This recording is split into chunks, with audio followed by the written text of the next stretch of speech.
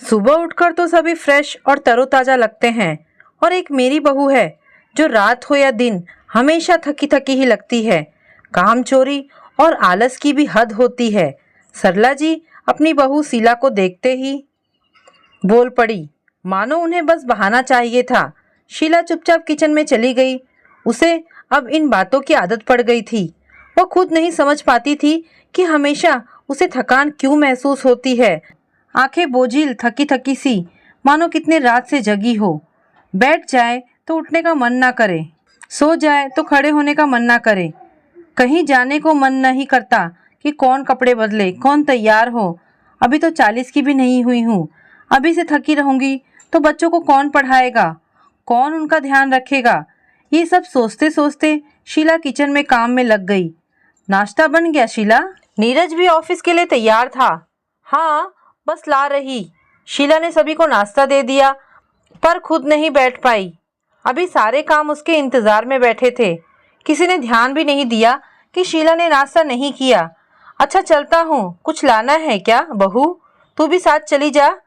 ये अकेले कैसे लाएगा? पर माँ, घर पर बहुत काम है। शीला समझ ना पाई कि क्या कहे। मैं लेते आऊँगा माँ, आप परेशान मत होइए। शीला, तुम अपने काम निपटा लो। नीरज निकलने को था तभी जोर की आवाज आई, शीला। किचन में शीला चक्कर खाकर गिर गई थी। नीरज तुरंत उसे लेकर डॉक्टर के यहाँ गया। वह बहुत परेशान था कि अचानक शीला को क्या हो गया। डॉक्टर ने सब कुछ चेक करने के बाद दोनों को साथ बुलाया। डॉक्टर, सब ठीक है ना? शीला सुबह से यही सब सोच रही थी और आज ये हो ही गया। उसने डॉक्टर को सब बता दिया था। कुछ ठीक नहीं है। क्या हुआ डॉक्टर? नीरज की चिंता बढ़ गई। शीला को पूरे आराम की जरूरत है, मानसिक और शारीरिक दोनों रूप से। हर पल काम के चक्कर में सोच सोच कर शीला ने खुद को इतना थका लिया है कि वह सोती भी है तो उसे नींद नहीं आती। खाने पीने पर ध्यान नहीं देना, ज्यादा काम करना, ये सब कारण है कि आज चक्कर आ गया। अभी भी संभल जाओ।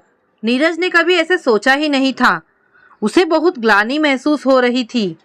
माँ के रहते भी शीला को आराम नहीं मिल रहा। आगे कैसे क्या होगा? डॉक्टर की सारी दवाई लेकर वह शीला को घर ले आया और उसे कमरे में भेज दिया। क्या हुआ बहू को? तबीयत खराब है क्या? नीरज ने उन्हें सब कुछ बता दिया। सरला जी भी सोचने लगी कि सुबह यही सब बातें तो वह शीला को सुना रही थी। ठीक है बेटा, जैसा तू कहे।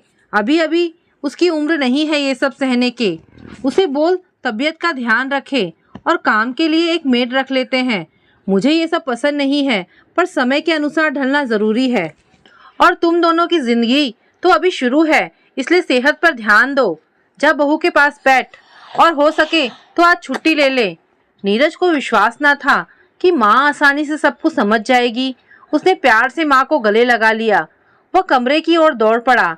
आखिर उसे शीला को खुशखबरी जो सुनानी थी कि सरला जी ने समय के हिसाब से समझौता कर लिया है और अब शीला को पूरा आराम मिलेगा।